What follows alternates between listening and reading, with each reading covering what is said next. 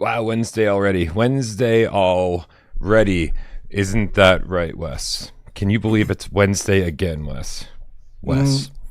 Wes. Ubris. Ubris. What? Ubris. What? I don't. What are we doing? What's up, man? Hey, Wes.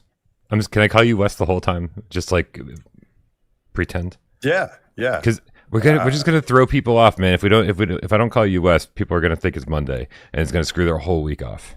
I was gonna say happy Monday. Yeah, we're here to make your Monday suck and be way more confusing. Just a little bit more. All right.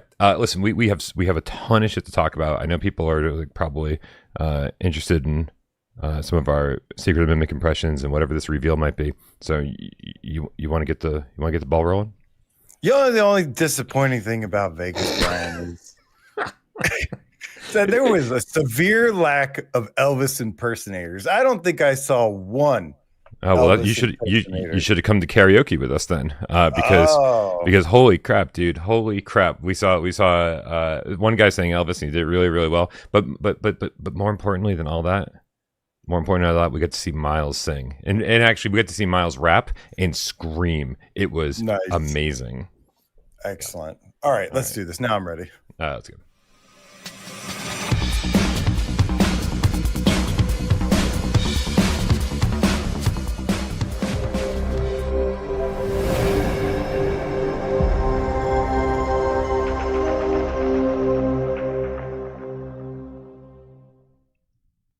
This is PSVR Gamescast Live. We film live every single Monday, Wednesday, and 2 Wise Friday right here on YouTube. We do it live 6 p.m. Eastern for your viewing pleasure, but we also care so much about your oral pleasure. That's why I put this thing up on podcast services of your choice. My name is Bryan Paul from this channel right here without Parole, and this guy over here to my left, you're right. Put that coffee mug back up to your face. This is so good. It's AJ from The Underground, PSVR Underground. God, I fucking love that mug so much. That's so good. What is up, Bryan? What is up, Game Cats? Happy West J. Hope everyone's having a great week so far. We are back from Vegas, and yeah, man, we successfully made it out there, and it was amazing yet again. I don't remember any of it.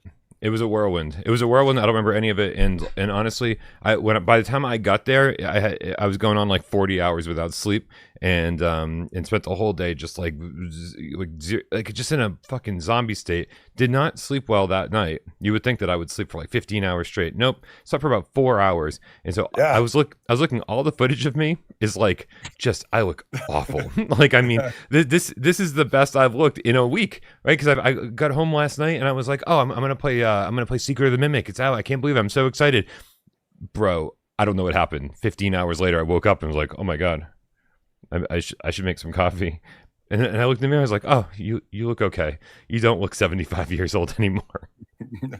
Yeah, I have had a hard time sleeping since being back as well. You and I are on the East Coast, and so we fly back, and then you lose 3 hours. I had like 4 hours of sunlight on the day I flew back, but it was an awesome trip. And we of course filmed a bunch of it, took a bunch of pictures, and oh my god, so much. Bryan's got a lot of painful work to do, but it's going to be worth it. And it was just a nice reminder that this whole community, you, Bryan, West, Miles, AIJ, and all the Game Cats are you're this is why a reminder why I don't look at you guys as just like fans or anything like that. Like, y'all are just like my best friends, and it was so awesome to get to hang out with each and every one of you, get to meet so many new people that I interact with on such a regular basis. And yeah, man, it just once again reminds me and motivates me for, like, I get supercharged after these meetups of just like why we do this and what makes us different than other channels out there. And it's just something really special. And yeah, it was an awesome time, and there's like so many things to talk about for sure. A lot of it on there is on the the video you'll be working on. Yeah, But we did a 3+ hour games cast with the three of us. Sorry, four of us in Vegas in person in the conference room. And so I don't want to sit here and like tell all the same stories that we told there, and so that it's all right. Yeah. But man, it was a seriously good time. I always go through the same process every single year where I just like I'm stressed out leading up to it, packing and trying to figure out how to I don't even know how to navigate airports very well because I just do it so infrequently, and so I just had a nightmare of a time actually getting to Vegas. And then once I was there, it was legit. Like it felt like reuniting with old friends. Like Scott was saying, like it's more like a family reunion. And the number of new cats that joined us this year, it was just awesome. It was awesome. It was so cool. Finally seeing the faces of people that I've been talking to for years. And Corey was asking how many people showed up. I think if you count like the spouses and everybody, Nick has it in the chat.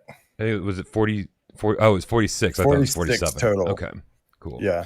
46 total. That's our biggest turnout yet. So many people.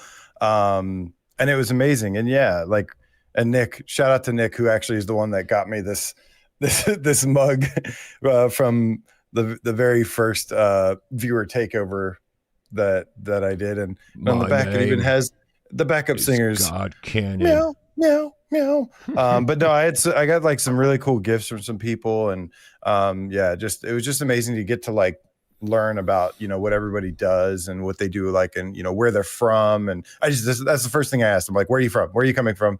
Oh no, where are you coming from? How's the food? What food do I need to get when I go there? And so many things. It was just it was super awesome. And then we of course made our own little fun memories and everything together. And then we have a gift back to you guys today. If you saw the headline, that we can't wait to talk about here in just a little bit, a very, very special gift to just put the cherry on top of this whole little adventure. Yeah. And of course, leading up to the trip, I was pimping the GoFundMe pretty hard, and you guys were super generous and really helped us out. After getting back from Vegas, I realized I need to keep pimping the GoFundMe so that I can pay off some of my credit card. The number of surprisingly high cost of things. Now, like it actually wasn't terribly expensive. Like, I mean, there was a lot of Uber rides, and we were, eating here, eating there, going. Meow Wolf cost money, and just pretty much anything you did was going to cost money. But there were some bigger expenses that I did not foresee, and so I am going to keep pimping the GoFundMe for another week or so, and if anybody can help out, even if it's like $5 from each of you or something like that, man, I would absolutely be in your debt forever until next year when we do this all over again, and then I'll be in your debt again. But I'll have to do some accounting, and anything left over is going right back to you to help cover that, if there is anything. We'll figure shit out off the air. Yeah. But it's funny. I'm going to be jumping around with these tips a little bit because I see that MMM Watermelon 5740 with a $10 tip says, "Did you guys see the Sphere? Also, did you have any luck at the slots?" So here's the funny thing is that we had things that I wanted to do. I wanted to go to the Sphere to check it out. I had no interest in sitting there for the Wizard of Oz, right? And most of the people who went and saw it, and it seemed like they weren't all that impressed with it. And I was like, okay, well, I think that solidified my my decision then. But there were things like the Pinball Museum that I didn't get to go see. We were talking about playing mini golf together as a group to see if our walkabout skills have paid off, and it's just so many things that we didn't do. But then there were also so many unexpected things. Like I took in a comedy show. A comedy show in the hotel itself, in the lobby of the Strat was just its own little city, and there was a comedy club there, and it was awesome. Like 4 comics I've never even heard of before. I just had an absolute blast. So it was really nice. Those little surprises where we're like, I don't know what we're doing. Oh, there's always something to do. Let's go do that. I got to go see. I didn't expect to go see the Devil's Hole, but I did, and I licked it. Got to do some cool exploring. Went into Death Valley, so yeah, that was really cool to squeeze that in there. Get my hiking, get my exploration that I, really, really need. I also licked something. Oh yes, Yeah. I Scott know what that is. Scott the PSVR game cap for life got a Without Parole logo tattooed. I mean, like big. Like I mean, The like the with that Parole logo. right, the current one. I gotta. I can't change it now. Right, I can't update it. Yeah. But Yeah, like sorry, legit. Scott. We were actually just talking about we need to update that. My bad, dude. I meant to tell you. He'll just get another one. He'll get another one on the other arm. Yeah, As we yeah. update him, he'll just keep. Yes. He's just gonna keep getting a new one. Right. But it was amazing, full color. I mean, and when I say just like boom, like such a big tattoo, it made me jealous. I was like, I should have this fucking thing on my arm. Like, can I borrow your tattoo artist and get the exact same tattoo? Because it was beautiful. But when I saw a picture of it, I didn't believe it. I was like, somebody just drew it on his arm, right? Nope. So he tattooed it, and the only way I could check to see if it was legit, I was like, can I lick it? And he let me lick it, and we filmed that. So stay tuned. It was funny when I asked him about it. I was like, what? I was like, oh my god! I was like, did you show Bryan? And he was like, yeah. And I was like, what did he say? And he was like, he licked it. I was like, well, of course he did. Did you gamble at all? Because Watermelon was asking us if we had any luck on the slots, and I didn't gamble at all. And I sat with Miles while he put $5 into a machine, incorrectly pushed the wrong buttons on how much he wanted to gamble. One pull lost $5 in 4 seconds. I mean, it was the fastest I've ever seen somebody lose $5. $5 isn't too bad. Sadly, that's actually one of the things that I failed. One of the objectives I failed to do. I really, really wanted to. I was even trying to maybe do it like on the airport on the way out or something.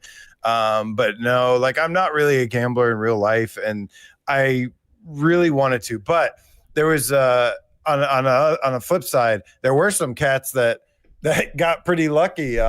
Scalpel Doc had a nice winnings, and Kill Artist. I had dinner with some cats before I left over at Denny's, over at the Denny's, and he told me about how he hit pretty big. So it was awesome to hear some of the cats, won some things. It's crazy standing in line. Twitcher was asking us if we got around to the Level Up Expo, and I actually went 2 days, and it was good. Level Up Expo was very similar to PAX. It was just a bigger version of PAX, but one that I enjoyed less because Level Up Expo was it was massive. There were a ton of vendors selling their art and their creations. There were some retro game booths that were selling stuff. But I mean, like for the most part, it wasn't really. It wasn't anything I was like super interested in. It was fun to walk around. It was a massive cosplay convention, so like every other person you saw was dressed up as someone cool. So that was a lot of fun. I did get some pictures with some. I was trying to look for anything PSVR related that I could get like pictures with, and I saw like a Skyrim cosplayer. Nice. There was like this girl, and I was like, I was of course repping my Skyrim necklace the entire, like a lot of the time there.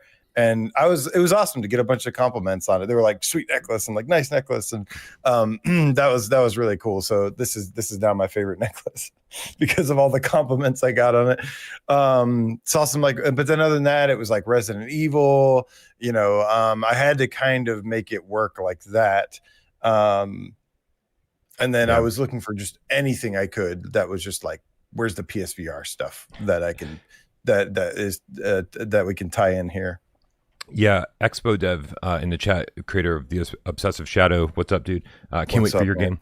Was asking if we saw the Five Nights at Freddy's cosplayers, and I did see a handful of them. He's saying the Five Nights at Freddy's cosplayers. There were a lot of Five Nights at Freddy's cosplayers, people dressed up in the animatronics and shit. So that was really fun to see. That was really cool. And I got a picture with one of them. I got a picture with Funtime Foxy, which ironically is like, of all of the ones I could have run into, that is probably the one that I would have wanted to see the most, because whenever I talk about Five Nights at Freddy's Help Wanted, and I think their name is Funtime Foxy, it's the white and pink Foxy. I'm pretty sure.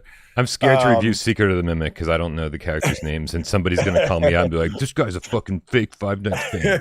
I know, I am. They are pretty hardcore. Yeah. They were always, aside from the stuff we'll talk about today that's kind of going on with it. I don't know if you saw any of that. They're usually very supportive. And that's what made me kind of love that fandom originally when Help Wanted came out. But But yeah, so I saw, you know, I always talk about Help Wanted. I love that game to death, and the one of the most terrifying levels was Funtime Foxy taking that picture. Like you're walking through the basement, and you have just the flash camera, and you have to kind of like work your way through it, and you can only see whenever the camera flashes, and every time you see it, like Foxy's like getting closer or something, and that was absolutely terrifying. And that's the cosplayer I saw, which was really cool. There were a couple more, but that was like the one that I ran into that I was like, hell yeah. And I got to take a picture and with that. I'm sure we'll see soon. Nice. Yeah. So much stuff to share with you guys. We'd love to sit here and talk about it the entire time, but I know, dude. Whew, damn.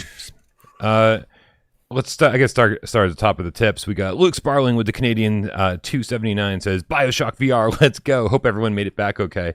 I was a little bit concerned when we said we were going to be making an announcement today. People thought it's easy to get a little bit overhyped for some of this stuff. The announcement we have is, I think, significant, but it is not on the level of BioShock. It is good, though. It is good.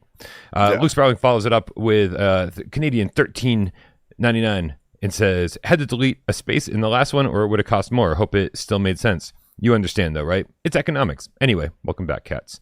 And thank you for welcoming us back. This is so much fun it's always fun to go and do something, but then getting back is just so fucking great. Like back in your own apartment, back in your own bed, back with your own cat. Like, bro, Tornado welcomed me at the door. Okay, let me rephrase that. Tornado did not welcome me at the door. Okay. Was she mad at you? I mean, I got video while I was away of her hissing at the person I had coming to check on her and feed her and all that. I felt so bad for her. I was like, I don't want her to be scared in my absence, you know. And so when I opened the door, knowing that she'd been hissing at him day after day after day in my absence, I opened the door and just stood there in the doorway, and she just laid right here and just kind of like looked over at me. It's just like, and I was like, hey, no response, just staring at me. I'm like, hey, buddy, you know. And so I just quietly came in, put my bag down, and you know, like got my luggage situated and stuff. And then I was like, are you okay? And she just started meowing like very happily and came over to me. And I mean, it was me on my hands and knees bawling, right? Rubbing my face into her fur and just being like, I missed you so much. I'm so sorry I had to go. I wanted you to know how much I would be back, and I promise I'm never going to leave you forever. And I am losing it, right? Just like, and she is like, you know, like pushing her head up against me and all that like stuff, right? 15 seconds. And then she was like, what's this box doing over here? Like literally lost all interest in me 15 seconds after our beautiful, you know, emotional reunion. And then she was fine for the rest of the night. Meanwhile, I'm still on my hands and knees for 5 minutes, just fucking bawling. It was really nice to get back. That's what I'm trying to say. It was nice getting home. I missed everybody as soon as I left. I was really sad leaving. But then I made it home at like midnight.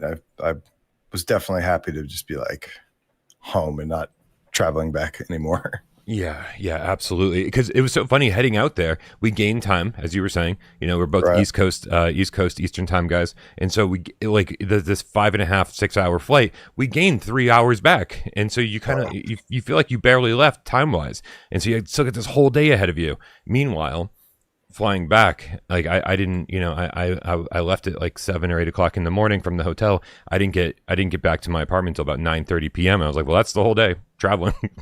Crazy.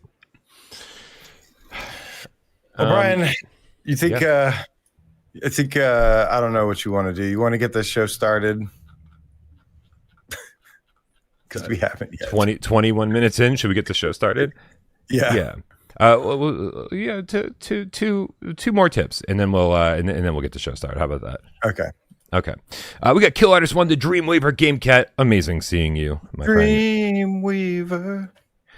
I believe you can get me through the night. I didn't do karaoke, so hopefully no one's looking for that video. You know who did do karaoke? Looper. Looper did karaoke. What's up? I saw pictures. I was like, yes. Dude, I mean, the second he started singing, I was like, I just was like on my feet and just like, yeah, fucking go, Looper. Like, some of these cats are so talented. Speaking of, Kill Artist sang too. I think I saw at least one, if not two, songs he did. Amazing. Everybody's so talented. With the $5, said, glad to be home, but can't wait for the next meetup. LOL. Hoping to see even more cats come out. I'm hoping to, man. I'm hoping to. We'll have to play next year by year. We'll have to figure out where it's going to be, if it's going to happen. Lots and lots of questions. But let me recover from this one first. If not, we'll do a road tour, and we'll just come to we'll just drive around and fly around, and just Wes Miles and Bryan and I will just drive to your houses individually.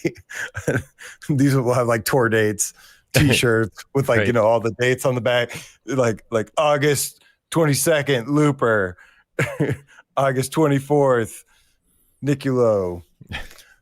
There you go. OSA Nicholas, I hope I'm pronouncing that right. It's embarrassing to not know. With the $10 says, absolutely love getting to meet the cats from all around the world, the entire Parole board, game developers, and Flat to VR folks in Vegas. What an amazing community. Can't wait for the next one. And it was awesome meeting you too, man. It was awesome meeting you. So many people whose like even screen names, I was like, some people just like don't talk a whole lot in the community, right? And so I was like, what's your screen name? Would I recognize? Like, and it was like, maybe you'd recognize. And I was like, so it was just, yeah, man, it was really great. And the fact that that Flat to VR was there, that was awesome. BJ from Urban Wolf Games was there. John Hibbins from SciTech Games. We had Dan Dunham, formerly of Electric Cat, now of Skydance. It was really, really great to see all those people and hang out with them as like game devs, but also like as friends. These people have become very close to us over the last few years. And so, dude, BJ is the funniest dude I've ever met. Yeah. He's the funniest, sweetest guy ever. And if you guys don't know, one of the places that like kind of became like a hangout for us was this bar called Player One. And you go in, you spend $10, and all of the arcade games are free, and you still have to pay for pinball. And it was just a great bar, great setup, great games to play. And at one point, it was me, Chi-Town D, BJ, and John Hibbins. And somehow the four of us became obsessed with this Wizard of Oz pinball game. Nice. You could play 4 players competitively on it, right? That's nuts. Yo, it was so funny because I thought here we are trying to help each other out and like learn the table together and everything. And every time it was my turn, BJ would come up to me and be like, "So where's Miles?" And I was like, "Oh, he's at Sick New World." And he's like, "What's Sick New World?" Like, and just totally trying to distract me while I'm playing. And I didn't realize what he was doing for so long until he started asking the same questions again and again. And I was like, I didn't realize this was a competition. Also, Chi-Town D killed it. What's up? She's chilling. I tried out the Pokemon table because I was like, oh, that's really cool. Yeah, I caught a Vulpix and I caught a Coughing, and maybe something else, but that was pretty cool. But I also got to play the original Until Dawn Rush of Blood Carnival, which was just as hard as I remembered it. But man, it's so cool and stylish and fun. Really, really cool. And then you and I played some Terminator Salvation together, which was awesome. Yeah, that was great. Playing light gun shooter with my friend who is just as big of a light gun shooter fan as I am. It's great. Yeah, it's great. That's the kind of shit we don't get to do. Light gun shooters are somewhat part of the reason that got me into VR, because like when I saw Until Dawn Rush of Blood, I was like, whoa, like this is where, like, I love light gun arcade games, and that's what made me curious and like kind of discover VR. Was like, oh, when I saw that, I was like, oh, this is where House of the Dead and Carnival and Time Crisis is going. It's like the next evolution to it. And then they dropped the aim controller with Farpoint, and I'm just like, sold. Like, this is next level, like way beyond what I could have imagined it going to. Yeah, well, I mean, I guess light gun shooters are what got me into the PlayStation Move controllers on PS3 to begin with, right? Because I wanted to be able to play those. And so when VR rolled around, I was like, well, I already have like fucking so many Move controllers. Yeah, I'm halfway there. So I did too. I had it too. Good stuff. Good stuff. All right, dude. I mean, like this. I don't even think the first thing I want to talk about today is even VR related. Not totally. But Yeah. what's up? Wait, what's this sigh? You're already upset about the run of show. Listen. When I'm on your show, I'll complain about your run of show. But is this not my show? no one knows. There's no way to find out. While we were in Vegas, we got this tease for Alien Isolation sequel, I guess. It is short. It is pretty nondescript. It didn't give us really any information to work with almost at all, except for basically confirming the fact that more Alien Isolation is coming. And this to me is great news. What do you think? It is, absolutely, because I think it's an awesome game. But at the same time, you know, I only am going to care if there's VR or not. And I hope there is. And that's really all I have to say about that is perfect. Well, I'm glad you brought that VR up. Support. I'm glad you brought that up because if you look at this, this is from 2 years ago. This was the leak over on Reddit that we got, and what they were saying was that there was, let's see, they say, I'll just read it. They said, "Hi everyone, I've learned some new information from a former Creative Assembly developer. Here's a scoop from our conversation. Alien Isolation 2 is happening 3 years into development. It continues Amanda's journey, ignoring the events of Alien Blackout. Movie tie-in says, with the recent hype around Alien Romulus, the game is expected to be announced soon." This is a couple years ago, so not as soon as he expected. The movie includes multiple references and Easter eggs from the Isolation, and there's a buzz around the potential sequel, integrating more of Amanda's storyline. 10-year anniversary treats. An official VR release and a remastered version of the original game are in the works to celebrate its anniversary. Both games were outsourced by 20th Century Studios. Creative Assembly is not involved in these. Then the big reveal plan, the sequel, remaster, and VR game are likely to be announced together around the 10-year anniversary. The remaster should arrive near the 10-year mark. The VR game is expected in 2025 to avoid competing with Alien Rogue Incursion, and the sequel in 2026. The team has hinted on Twitter, including a reunion post saying, Sevastopol, I'm the fakest fan ever, lives. So this LB 426, the Alien Day, gives so much more credibility to this leak, right? Yes. The fact that, hey, this is actually happening, and this was a couple years ago, so everything that's being discussed here should probably be sirens on my end, deeper into development, and getting close to a point where it could be revealed. I'm not surprised at all that they said it was going to be revealed in 2025, the VR game, and here we are, partway through 2026 and nothing. I'm not surprised at all because game development has obviously been struggling recently, and so everything's taking longer and being more expensive than previously estimated. But I think this gives a lot of credibility to this leak at this point. Yeah, it certainly seems like it. And like you said, the nice thing is that the leak mentions what VR is likely, I think. VR likely for the remaster of the original. Right, which I would be totally cool with that, because they never 1,000%.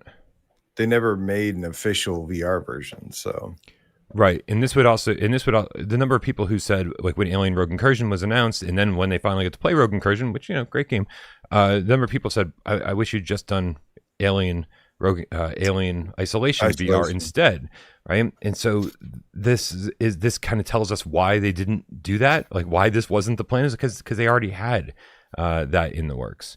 So yeah, I'm feeling pretty good about this, man. If I get Alien Isolation in VR and then BioShock in VR, like I can fucking retire, right? Our job here is done. We've gotten everything we asked for, right? And then we can move on to something else. Yeah. And for what it's worth, Alien Rogue Incursion I thought was awesome as its own little spin-off thing. I thought it was super fun, but yeah, Alien Isolation is definitely scarier. Oh, I mean, yeah, Alien Isolation was a horror game. Rogue Incursion was an action game, right? It has a couple scary moments, but for the most part, it was an action game. So for sure, yeah, and I enjoyed Rogue Incursion. 7 is a good review, guys. 7's good. It doesn't mean I hated it. I don't think AJ agrees. No, I gave it a much higher score. I know. I'm aware. I think I gave it. I think I gave it a 9 out of 10. I think you did too. Good game. At the very least, very high 8s. At the very least. So anyway, that was just something that happened in Vegas. That we were like, I was like, oh shit, man! It's like everybody was waiting for us to leave for good stuff to happen. I love that. I do want to throw out a viewer takeover question out here really quick because I like this a lot. So remember, guys, if you want to throw out a viewer takeover question, if you want to get your question or comment read on the air without spending a single penny, you can do it by joining our Discord. Click the link in the description below and go to the viewer takeover channel.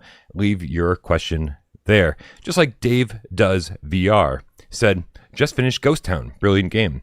I'd replayed Metro previously and found the paradox between the two interesting. Both great. Both have great environments and story throughout, but Metro has gone for more game time, the negative being it slows down the pacing and retreads old ground to pad it out, whereas Ghost Town has absolutely no padding. The mechanics in pacing are lean, surprising variety in the environments, but it's over a little too soon. Which formula would you prefer if those are the only two options in a game? Which means, AJ, you're not allowed to say, I want the best of both worlds. What do you think? You go first. Okay. Personally, I would always go for the Ghost Town model. As much as here, do I have footage of Ghost Town? Yeah. Well, how about that? There's Ghost Town footage. As much as I loved Metro, I thought Metro was great. But I did feel that I was like, oh, it feels. You can almost feel like while you're playing certain segments, you're like, are they just padding this? Like, what is happening right now? And so it's a difficult decision. Obviously, because I think all of us would say we want the best of both worlds. There's got to be a happy medium in there somewhere. But yeah. I finished Ghost Town and was like, yeah, I totally agree with Dave Does VR. There is no padding. There is no filler. It is all like just nonstop interesting from start to finish. And you're constantly doing something different, experiencing different locations or solving new puzzles. And I like that. The pace of the game was fantastic. And so if I finish and go, well, that was just a little short, every moment I was playing was interesting, I think I'd always take that. I do feel like being in that world longer. I mean, it's tough to say because there's something very special about both. I love the world of it's hard for me to like remove my bias from this question. Like I get the concept of it, but I'm just like, like Metro had such an impact on me where like I went and I started like I read the books on them after and like I loved that world and that story and everything. And then when I played Ghost Town, it was like, oh yeah, this is like why I love VR is like this was something that was like really special and it's just like, yeah, this is like they're both kind of like one's like being in a book and the other one's like being in a movie. So it's like really hard to choose. Yeah. And yeah, books are like that. Books are slow. They go into lots of detail. They stay on one thing for a really long amount of time, but they also can be like extremely immersive. And then movies are just like more like blockbuster and exciting and stuff. So I really feel like there's an advantage and disadvantage to both. And I could honestly take either one. They were both awesome. Yeah. I mean, variety is the spice of life. I would hate for every game to be, paced like Ghost Town and have the runtime of Ghost Town. And I'd hate for every game to, have us backtracking and, have the padding that Metro has. But both were great by their own accord. So yeah, no complaints really. No complaints. Variety. Just keep the variety. Watermelon. I think is it watermelon? Like I just fucking love watermelon. Welcome to level 1 membership. It's Thank funny. You so much for the support. There's not many things I don't like ever. Watermelon's one of them. I get a lot of shit from it from my friends. I know. Like I even like honeydew. I like cantaloupe. I fucking hate watermelon. I don't like. I thought it was maybe like the flavor, and I'm like, no, it's not even like the flavor. I was like, well, maybe it's the texture. No, it was like I was like, maybe it's just the texture I don't like. I thought it was that, and then I tried it again. I was like, I just fucking hate everything about watermelon. Oh, I'm sorry. It's fine. there's my hot take. I mean, but watermelon is my least favorite kind of melon. If that helps. Like I do like cantaloupe and honeydew and all that, like so much more. But I feel like watermelon is it's so simultaneously. No, what's the word I'm looking for? It's so whatever. It is summer to me. That's what it is. It is summertime to me, right? So I remember being at my grandparents' house by their pool, and and they'd have like sliced up watermelon and everything. And it's like, is this the tastiest thing ever? No, but it's like refreshing and everything on a hot day. And it's just so. I don't know what the word is. Why am I thinking simultaneous? Come on, somebody in the chat. What's the word I'm looking for? Nostalgic, refreshing. Nope. Nope. Relaxing. I don't know. Quenching, nope. Thirst quenching, the quenchiest. Synonymous. Yeah. That's what I was looking for. I zoned out again. Bro, I am fully aware. Fully aware. All right. Andrew Ehrenreich with the $10 tip says, hello. He says, welcome back. Wes, you look great. Vegas has treated you well. Voice is off. Did you get a cold? Get well soon. 1 year, hopefully I'll finally make a GameCat meetup. Well, Andrew Ehrenreich made you kind of made last year's GameCat meetup, at least ever so briefly. Some of us got to meet you. It was nice. Especially if you do PAX again. Yeah. I don't know if we're gonna if I do, maybe I'll do PAX next year. We don't need to fly in everybody from all around the country, and we don't need to make it this big massive meetup thing. But it's right down the street, so I'll at least go next year. Yeah. All right, what's next on the docket, AJ? I don't even know. Oh my goodness. A new game announcement, Bryan. It's called Dungeons of the Deep. Yeah, Dungeons of the Deep. Dungeons of the Jeep. Oh my god! I just want my Jeep is being fixed right now. Hey, don't be bad at me, guys. This is the order of the run of show, but don't worry, it's coming. Hey, I was actually I don't know anything about this, but okay. There are pictures on the store, and I do love dungeon crawlers, and this looks very much like a real ass dungeon crawler. I know nothing about this game though, so it's hard to judge. There's a lot of bullet points though, Bryan. A lot of bullet points. Give it to me, baby. 11 unique and lengthy dungeons to explore. 14 weapons and magic to choose from to slay your foes. 35 unique and massive dungeon monsters to fight. Fully animated monsters, weapons, and environment. Unique soundtrack that matches the theme of each dungeon. Real-time combat. Grid-based movement. Whoa. Ooh. Whoa. Operencia. Say hello to your cousin, Dungeons of the Deep.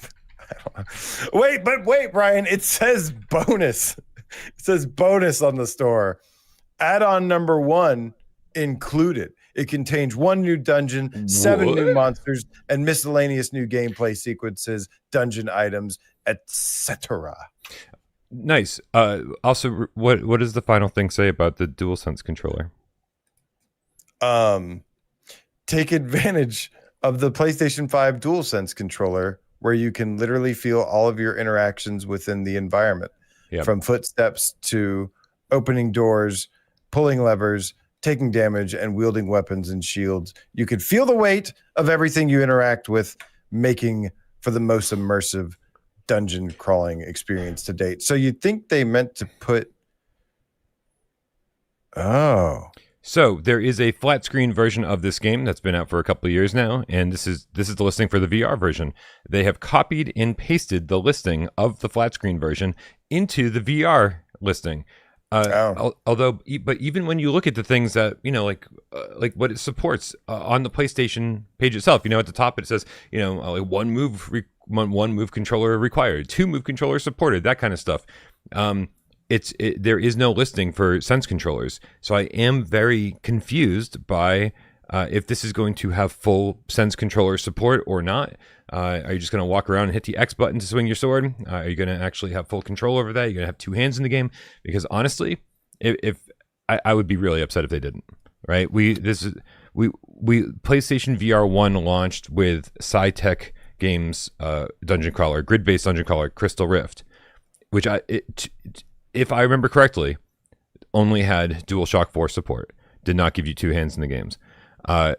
So I need a little bit of evolution here. 10 years later, AJ, I need to have two hands in this game and swing my own sword, even if it is a grid-based dungeon crawler, which I very much would be looking forward to. I love that stuff.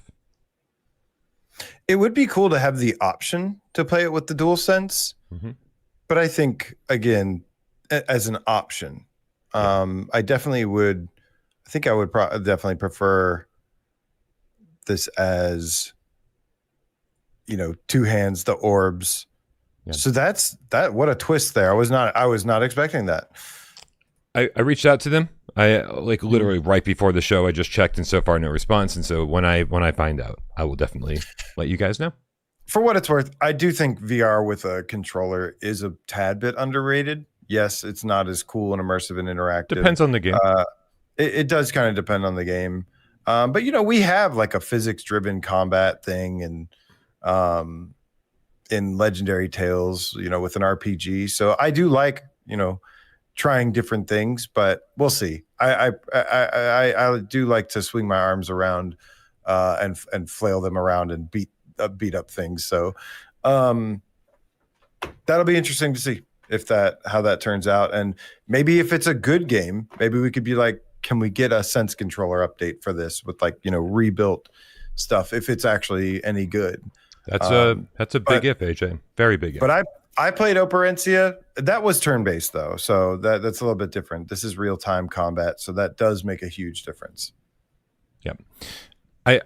Sometimes you can look at something like this and go, oh, it's shovelware.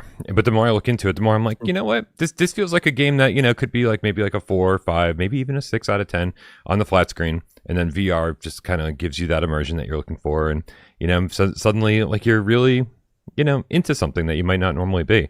And so I just, crossing my fingers that this isn't just some, quick, fast port to make a buck. Well, that was a great announcement, Bryan. I'm cool. So happy we got to do that. I am too. That we just announced the PlayStation. We announced it straight from the PlayStation brand store. New game coming to PSVR 2. We announced it. We promised. Look at us. We always deliver. Look at us. So amazing, AJ. So amazing. Okay. Well, you know what? I feel like we just need to do the real thing now. Yeah, we need to really do this before they fucking kill us. Yeah, which is fine. That's how I want to go. Like I want to go, at the hands of a former game cat. And and please involve some kind of strangulation, please. I want my last moments to be really erotic. Yeah. That's it. Right. Like don't be a pussy and show up with a gun. Come on. Like just I'll let you in and you can choke me out. It'll be fun. Okay, AJ, we are about to announce something that I am super excited for, something that I think a lot of the cats are super excited for, and that is, can I get a drum roll or something? I don't know. I just want it to be big. Bryan. Oh God.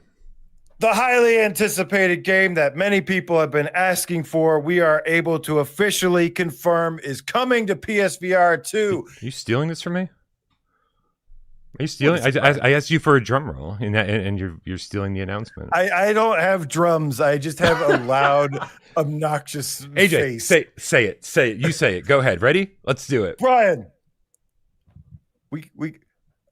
I'm scared. Oh my God! I'm going to go over there and choke you out, guys. We are happy to officially confirm.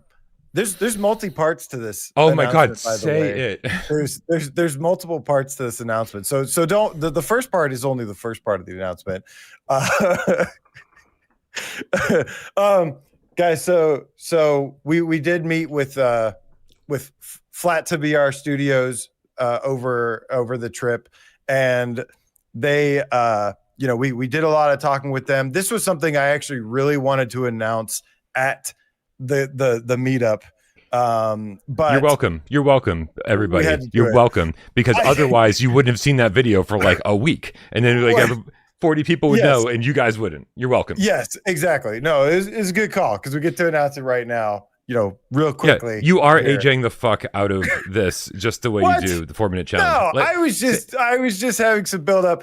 Well, guys, there's been a game that we've been wondering about and really wanted to see, and it is official. And hold on tight because there's more to come with this. That we have our next big arcade racer. Here it is. Flatout 4 VR Total Insanity is officially coming to PlayStation VR2. Woo! Let's go. We did it. This was one that we had to make a lot of noise to get. This was when we had to make a lot of noise to get. This is one that we, I thought this was going to be an interesting video to play during this. Probably not. It is something we had to make a lot of noise about because it was something. It's very difficult for them to do this, right? We're talking with Eric Masher over there from Flat to VR. It seemed like it was like something they wanted to do but didn't know if they could make it happen, right? But because of all the things that they've done over on the PC side of things, gradually they figured out if they were able to do it or not. And you guys made so much noise saying how much you wanted that they realized they had to. It was worth it. So directly from Eric, they said that they've sent Mutar they basically the guy, right? There's only like from what everyone said, there's like literally one person who could possibly do this port who understands this custom engine at all, right? And so if there was one person who could make this port happen, it was him. And so he's been working on the PC version. They got him a PSVR2 dev kit, and he's begun work on the PSVR2 version. And so like it really kind of all fell on one person if he could handle this conversion, and it turns out that they're able to. And so it's really exciting. But that's not it, Bryan. There's more. There's more. Yep. They have also we are able to announce that it will have Logitech, Thrustmaster, and Fanatec wheel support day one. Yep. Wheel support day one. B haptics support. Wheel support. Day one. Bryan, you ruined it. There's more, Bryan. There's more. AJ, I'm not going to let you AJ the fuck out of the rest of this announcement. Okay, we're going to get a little bit more out of it than this. Okay. So yeah, B haptics, wheel support for all three major wheels day one.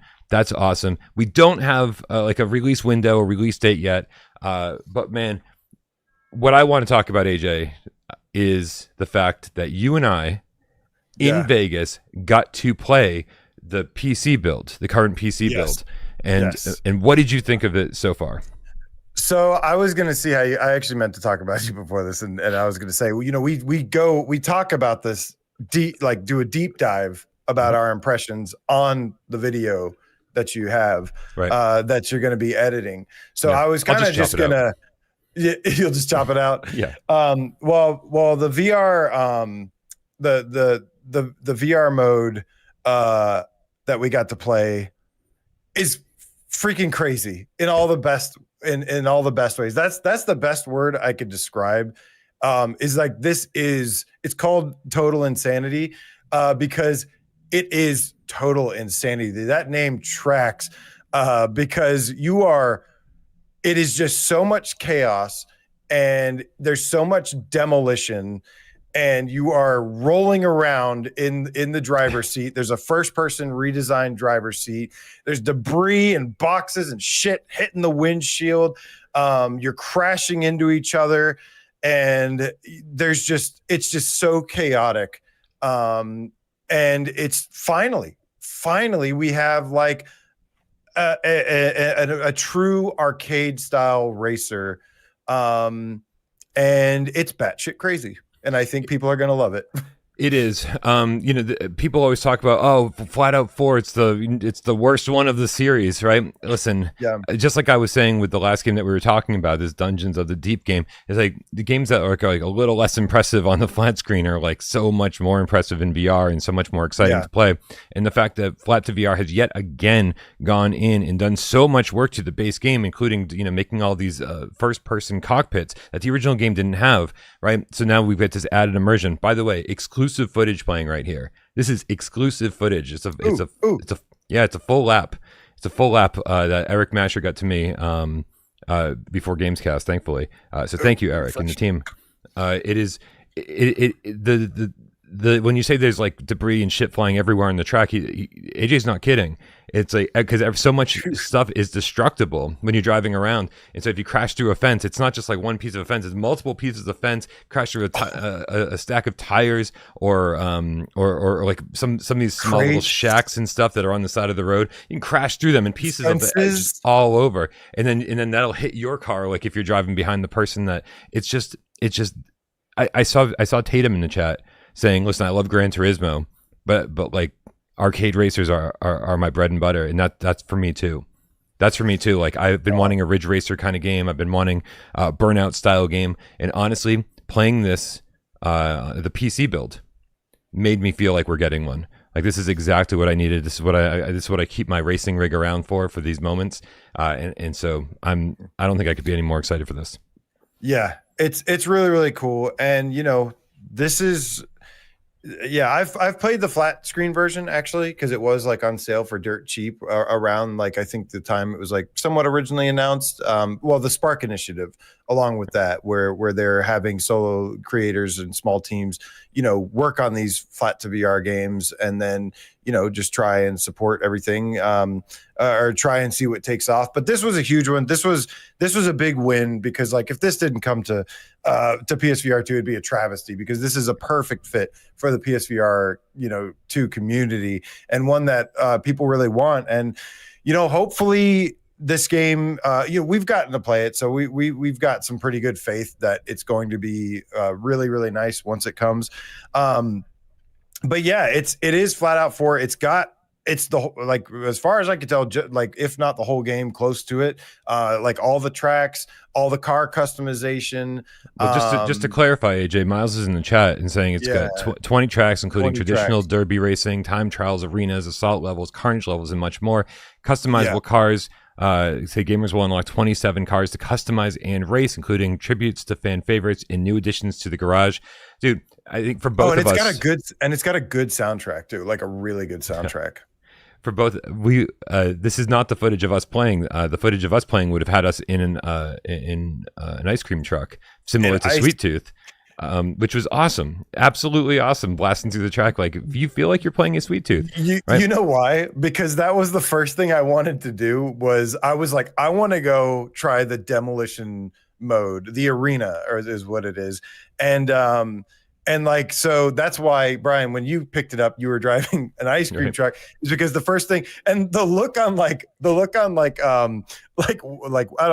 Eric and I think Miles or something, they're like, you want to do the demolition mode, the arena mode first? I was like, Twisted Metal, baby. Like I've been wanting this fix for so long. And man, the arena mode was so much fun. I took the ice cream truck, got a nice little like customized paint job on it that was just available at the start, and then I was just destroying everything in my path, and it was glorious, Brian, absolutely glorious. And then I went and did the races after, and I tried the like stunt mode stuff too, because there's some of those as well, and they've got some really cool ideas as to further tweak some of those stunt modes that could be very fun and interesting. Yep, no, absolutely. It seems like there's an absolute ton of content here, and like again, it's satisfying yet another genre that's just kind of like MIA on PSVR 2. So dude, we've never I guess maybe the closest thing I feel like we've ever had to like was Drive Club, but I never really thought that was like an arcade racer. Like that was like a simcade to me still. Yeah, it was like the Aces of Thunder of driving games on PSVR 1. Yeah. I've wanted one, but what I'm hoping here is that we get this game, we support the hell out of it, and it could lead to additional things as well, which would be amazing. Because if this one, it's kind of like the flat to VR like mantra is like, you got to start somewhere. And this could be, if this takes off and does well, then it's going to lead to bigger, better things. Yeah. Oh, absolutely. No, this is great news, man. This is great news. So, and when it comes to Flat to VR, like we're going to have to at certain points be like, just accept that we're not getting certain games, right? And I was very scared that this was going to be the first one that we'd have to go, listen, man, like they are trying, they desperately want it to be on PSVR 2, but they have limitations. They're not a big team. They're doing everything they possibly can. And so the fact that, this was announced for Steam Early Access recently, I think it would, the whole community was like up in arms and being like, but what about us? What about us? And I was like, this might be the first one we have to just say, hey, it might not happen. But here we are. It is absolutely happening. And we've said over and over that, like, or at least I want to say that, like, when we started doing things like this, getting involved, getting vocal about things, like I've always put an emphasis on, like, this is an us thing. Like with my channel, everything, it's not about me. It's always been about us. And this is all about you guys and your support and your being vocal and, just everything you guys are doing. 'Cause not one person is capable of doing this by themselves, unless you're Shuhei Yoshida. But we are not all Shuhei Yoshida, unfortunately. But yeah, this is like, so everybody really, like, this is because of you guys. You guys made this happen, being vocal, being supportive, getting involved with like the Game Cat Ops and getting support for VR, even when the world has turned its back on us. This is what makes change like this happen. That's really awesome and exciting. And the chat is somehow still confused about the different Flatout projects. We've definitely tried to clarify this numerous times. Flatout 4 is its own thing, right? There is a Flat to VR project called Flatout VR, right? That is supposed to be, when it was first announced, it was like, we're taking the best part of all these different Flatout games and making our own, essentially, right? With the best cars, the best tracks, the best music, the best everything, right? And just kind of adding to that. But that is just not being talked about right now, right? They have no updates on that. And so this is something that, as Miles just said in the chat, this is something that they would be able to get out much, much sooner, right? This Flatout VR promise is so much bigger than just porting one game over, right? Like track for track and car for car, right? Despite the fact that they've done so much work adding cockpits and everything like that into this, right? And so this is going to be such a nice thing to tide us over until we get more information about that bigger project. And again, just really happy that it's not limited to Steam, that we're getting it here too. Yeah. And if this does really well, that does like increase the chances of some really other badass things and in regards to that. So let's make it happen, cats. Let's make it happen. Hell yeah. Dude, B haptics too. I gotta get dude. Oh my god. Can you imagine the headset rumble on this? Because we played on other headsets that didn't have all these things, like the haptics, adaptive triggers, or if you're using racing wheel, then like I guess you're using the racing wheel, which I certainly will be. The racing rig. So many PSVR 2 gamers have a racing rig already, and it's like one of the best accessories you can have for it in terms of immersion, gameplay. Like, you're just better with a racing wheel half the time. But then also the B haptics, like I'm just like imagining doing those like cartwheel or like those like barrel rolls that I was doing, like rolling around, and the haptics like going, I'm like, what is that gonna feel like in headset rumble? Like, Jesus Christ, man. Jesus Christ. It's crazy. Total insanity. It's gonna be wild. It's gonna be so wild. It's gonna be wild. It's gonna be wild. Tommy in the chat says, does this also have single player content? It seems like there's a ton of single player content. Honestly, there's a shit ton of single player content. Yeah, it will be very cool though to be racing around these tracks, like with the pure chaos that goes along with it, with all of you guys. I was gonna say, does this have multiplayer? I didn't even realize that. Yeah. I guess it does, huh? Yeah. But, and again, Miles is here to clarify. He says it's all the content from the flat screen version with VRAF features. All of it. Yeah, the cockpits, the driver's seat looks really cool. Driver interior seats look really good, which they all redesigned, and the IK and everything, like they built that for this. Yeah. And Headbite, as I said at the beginning of this conversation, we don't have a release date or release window, right? Just knowing that it's going to be possible for them to do it, and at this point, I'm like, good, just whenever it's ready, guys. Like, fucking take your time. We want this to be really good out of the gate. We don't want another Exocar situation, right? Because that game was fucking a mess at launch, and and then it got update after update after update after update. And at this point, I have no fucking idea if that game's any good, and too many people don't care anymore, right? Because it was just. We just did not get the game delivered that we were promised. So I would much rather have them take their time and make sure that it is ready to go. Miles says release date sometime in the future, which I think is a good answer for now. Something good to look forward to, at least. Hell yeah, man. Hell yeah. This is so I'm really happy. You got plenty of time. I've got such a massive backlog right now. It's ridiculous. I've heard that about your backlog. No. Yeah, I do. You know who else has Someone's asked me. Oh, oh, yeah, she does. So bad. AJ, this is really good news, and Bryan. we appreciate Eric and the whole Flatout VR team for allowing us to make this announcement. Apparently, I'm gonna have to learn how to make shorts tonight, because I want to chop this out and make a nice little short for the announcement. Because very seldom do we reveal news here, right? We very seldom reveal news on Gamescast, and most people tune in to watch our conversations about things they already knew about. And so I'm gonna have to learn how to make shorts tonight and actually create a announcement video about this. Hopefully you don't have to do too much editing on that. I thought that was pretty clean. So the funny thing is I was the one that really wanted to do it in Vegas. Yeah. And then when you said, I was like, okay, yeah, we'll you're the boss. Yeah. We'll do what boss man says. But then I'm so glad that we got to wait and do it in front of, and this will literally get seen by 4,000 to 5,000 people over the course of the next 12 hours, rather than have it sitting on my camera and only 40 people have seeing it over the next 2 weeks. Yeah, and the funny thing is, I had totally forgotten after all that, really wanting to do that. I totally forgot we were going to announce it today until you told me, and I was like, oh fuck yeah, let's go, and I got really excited. Right, because we got a fucking amazing game the second we got back from Vegas.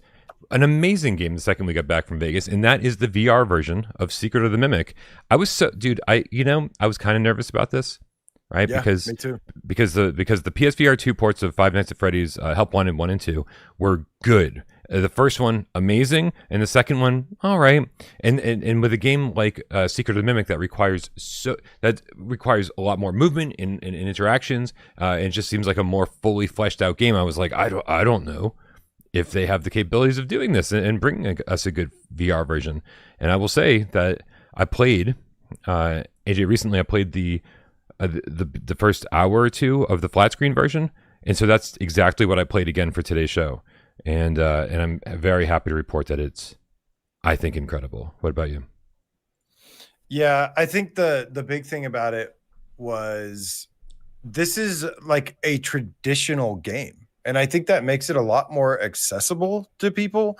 I was not expecting that. I mean, I had heard that this was different, but I went in completely blind. That something like this, I just go in completely blind, not knowing anything, and just feel it out as I go through it. And yeah, I was really blown away by how just this felt like a traditional, kind of puzzle, stealth, survival, mini game filled game was. But the first thing I noticed, of course, was how freaking sharp it was, and how good overall I think it looked. Now, I know there's a lot of people that try to compare it to the flat screen version or whatever. VR games are not going to ever look as detailed and everything as the strongest PC flat, because VR is literally has to be able to render the game twice. What are people saying in terms of comparing to the flat screen version? Because played it, I think it looks very, very close.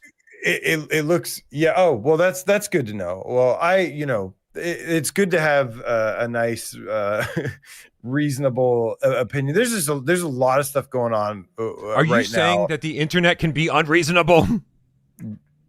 Maybe sometimes. Okay. Surprising from this fan base, but I think it's a big buildup of maybe Five Nights at Freddy's just gotten too big, and so there's too many people, and so now we have to deal with all the loud, angry ones all the time. But no, there was just a lot of disappointment surrounding that. They thought that the PC version was going to be releasing as well, and because it didn't, it just became this, smear campaign. It feels like almost where everyone's like, oh, like this texture clipped through the wall a little bit, blah blah blah, 0 out of 10, worst game ever, 10,000 bugs, so ugly, so what. And I was like, I went in knowing nothing. It was just like, this looks really good, like this looks really sharp and clear. Yeah. And then, dude, what's your thoughts on the frame rate?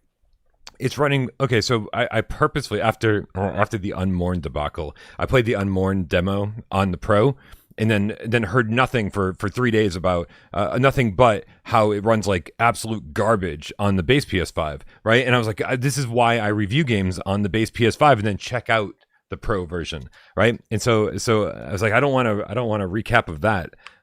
So this time I made sure to download and install the Secret of the Mimic on my base PS5 and play the VR version on that, just to make sure that I was playing the version that most people would know. And I was blown away. Like the frame rate was solid the entire time, 90 frames native, super slick, super smooth. So smooth. Right? And you'd mentioned already that the resolution was sharp. I was kind of surprised, right? I thought we were going to get a little bit of blur to compensate for that 90 frames native, but no, it's super sharp. And like I didn't even really see any like shimmering that I expect from games when they are really sharp. Like Madison is beautiful, but Madison has some jaggies from lack of anti-aliasing, which I'm fine with. But this doesn't even have that. This is sharp and clean and runs smooth. And I was like, God damn, at least from a AV standpoint, this thing is exactly everything I was hoping and more, right? This is exactly what you want from a hybrid game. No, absolutely. It is certainly one of the best parts about that. And yeah, it didn't feel like it was like too downgraded for like mobile headsets or anything, because that can happen too, Like no, it felt very much on par with like a PC quality game. And what they did was they just trimmed out some of the things that are less noticeable. Like there's like a random sticky note on the wall and it's like a low res texture, and I'm like, well, I'll take it. If everything else like looks like really, really good, really sharp, clean, smooth frame rate, and it's like yeah, like they really did I think a good job of kind of optimizing and what they prioritized graphically and performance wise. But yeah, obviously not going to have any spoilers here. I'm going to keep it spoiler free for you, Scotty Boy and Kill Artist. Shout out to you guys at the Denny's. I had the Lumberjack All-Star, was so good. Nice. But then there's the gameplay next, which is also, again, it felt so bizarre, starting out in this kind of like this like cutscene where you're like in control of the wheel, and it took me a second to realize. I was like, because I never see that, and you're like driving toward the place, and I was like, oh, I can steer this left and right. Not a big deal, but just kind of cool. Interact to make the cutscene kind of interactive. They don't let you crash, which is a shame. But yes, I definitely tried. But what's great is that the narrative is about this guy who is basically being forced to go to work after having just done like an 18-hour shift or something. So he's like dead tired, and so the fact that like the game sort of self-corrects and like pulls you back onto the road even if you're trying to crash, it fits the narrative. Right, because this guy is like kind of like just waking, like keeping himself on the road, and trying to prevent himself from dozing off. So like for whatever reason, it all really worked well together, right? So I enjoyed that. I'm seeing something in the chat too that I find very interesting. Is a lot of people that First of all, thank you to everybody that like tuned in. As soon as it became available, I just picked it up. Like a lot of people were like, "Oh, we didn't get review keys." I was like, well, it's FNAF, dude. Like, just buy it. Well, no, but if we go, so because of the way certain things happen, it prevents us from getting review keys, right? Like there was no excuse for us not getting Little Nightmares review keys. But what's happening with Five Nights at Freddy's Secret of the Mimic is that this is just a free patch Oh, for right. for an existing flat screen game, right? And so like the literal definition of a hybrid game by everyone's definition, there is no confusion. This is a hybrid game because the same SKU with the patch can be played in VR or flat.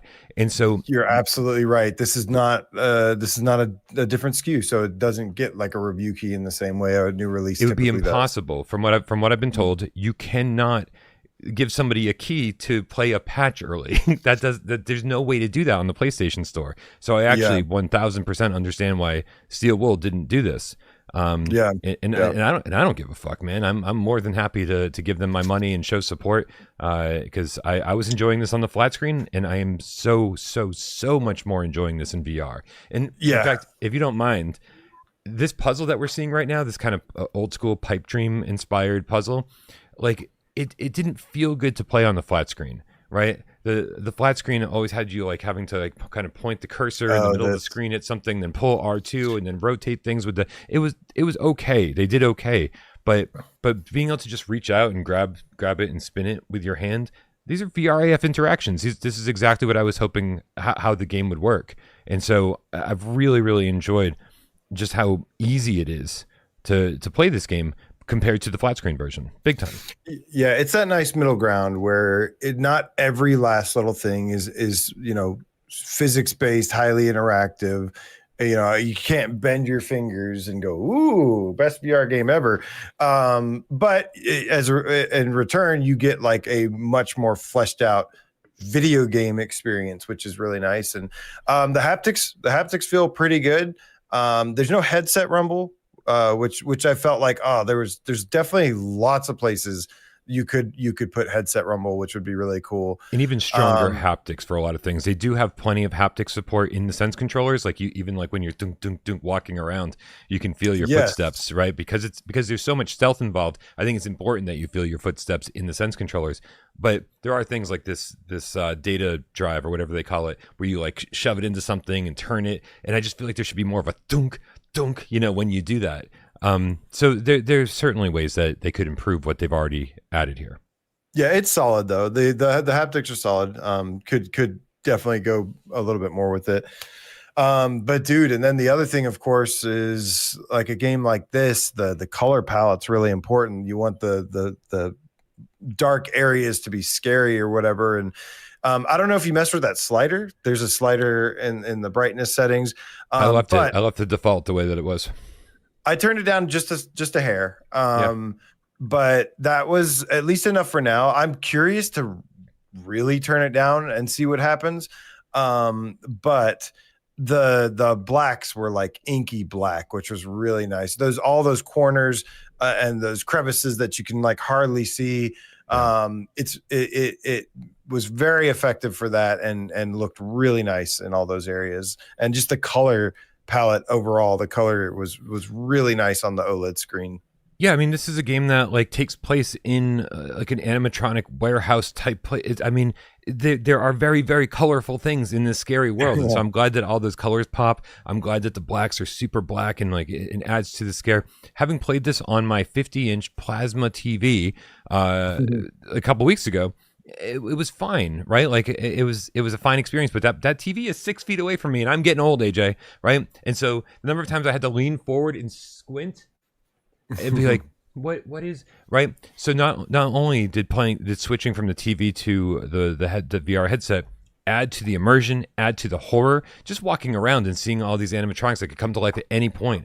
It's so much scarier in VR. But also, you're looking at these computer monitors, you're trying to read these logs, you're trying to do all that. It's so much easier to read because it's right there, right in your face. And so if anyone else struggles with reading things on the flat screen far away, then you shouldn't have much of a problem here. It's good. Yeah. So yeah, like, and gameplay wise, it's been pretty cool. This was the first game. Well, I think what I was saying before was it was interesting, like how different this one is.